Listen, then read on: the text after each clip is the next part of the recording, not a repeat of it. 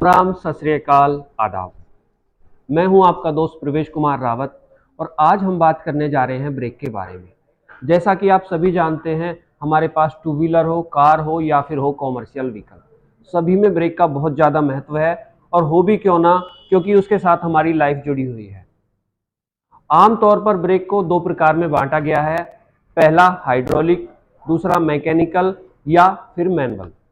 आगे चलकर उसको तीन में डिवाइड कर दिया गया है, ड्रम ब्रेक, हाइड्रोलिक ब्रेक और फिर हैंड ब्रेक। आने वाले समय में इलेक्ट्रिक ब्रेक भी आने वाले हैं जो कि ऑटोमेटिक सिद्धांत पर काम करेंगे। तो मैं स्पेशली वीडियो मेरा आपके लिए ये है कि आपको पता होना चाहिए कि हमें ब्रेक कब चेंज कराने हैं या फिर उनकी सर्विस कब करानी है।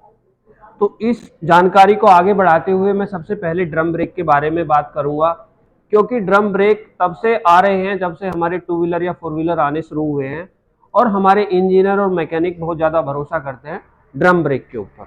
आपने देखा होगा हैवी ड्यूटी व्हीकल में ज़्यादातर ड्रम ब्रेक का ही उपयोग किया जाता है। अब हमें कैसे पता चले कि हमें अपने ड्रम ब्रेक के ब्रेक शूज चेंज कराने हैं, तो इस बारे में मैं आपको दिखाना चाहूँगा। मेरे पास दो ब्रेक शू हैं, एक नया है और एक है पुराना। आप नया वाला ब्रेक शू देख रहे हो, इसका लेदर प्रॉपर है और लगभग बराबर है। ऊपर वाला ब्रेक शू आप देख रहे हो कोनों से उभरा हुआ है और बीच से वह डाउन है। तो इससे हमें पता चलता है कि हमारा ब्रेक शू खराब हो गया है। जैसे ही हमारा ब्रेक शू कोनों के मुकाबले बीच से डाउन हो जाए, यानी कि नई के मुकाबले बीच से अगर वह 50% घिस जाता है, तो हमें ब्रेक शू चेंज कराने की आवश्यकता है। उसमें कभी भी लापरवाही ना बरतें, क्योंकि ऐसा ना करने से ब्रेक का लेदर हार्ड हो जाता है और वह ड्रम को अंदर से काट देता है, जिससे आगे चलकर हमारा खर्चा काफ़ी बढ़ जाता है। हमें ब्रेक ड्रम रिपेयर या फिर ब्रेक ड्रम चेंज कराने की भी आवश्यकता पड़ सकती है। तो यह जानकारी रही ड्रम ब्रेक के बारे में। अब हम बात करते हैं हाइड्रोलिक ब्रेक या फिर डिस्क ब्रेक हम कहते हैं। तो डिस्क ब्रेक हम करते हैं टू व्हीलर के बारे में बात। ये मेरे पास डिस्क पैड है और इसमें आप मार्किंग देख रहे हो, ये 3 कटिंग के निशान दिए गए हैं। तो ये एक इंडिकेटर है डिस्क पैड को चेंज करने का, लेकिन ज़्यादातर लोगों को वो पता नहीं रहता कि अब हमें ब्रेक पैड कब चेंज कराने हैं। तो जैसे ही हमारे ये मार्किंग के निशान घिस जाते हैं, हमें तुरंत डिस्क पैड चेंज कर देने चाहिए।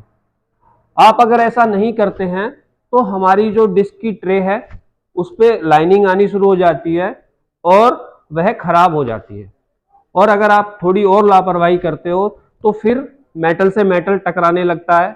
जैसा कि आप देख रहे हो, ये लेदर एक लोहे के पार्ट से चिपका हुआ है और जब ये सारा घिस जाएगा तो यह हमारे इसके संपर्क में आएगा और हमें एक अजीब सी आवाज़ आने लगती है, खसर खसर खसर खसर।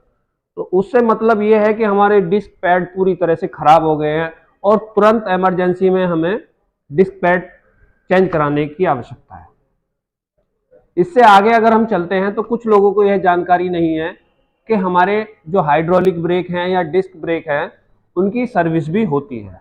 तो मैं आपको बताना चाहूँगा कि 2 साल में या फिर उससे पहले अगर आपको कोई दिक्कत लगती है तो हमारे डिस्क जो सिस्टम है उसकी सर्विस होती है।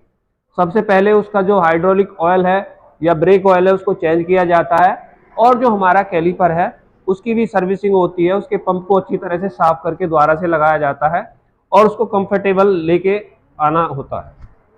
तो ये कुछ बातें हैं जो आपको बहुत ज़रूरी हैं आपकी जानकारी के लिए।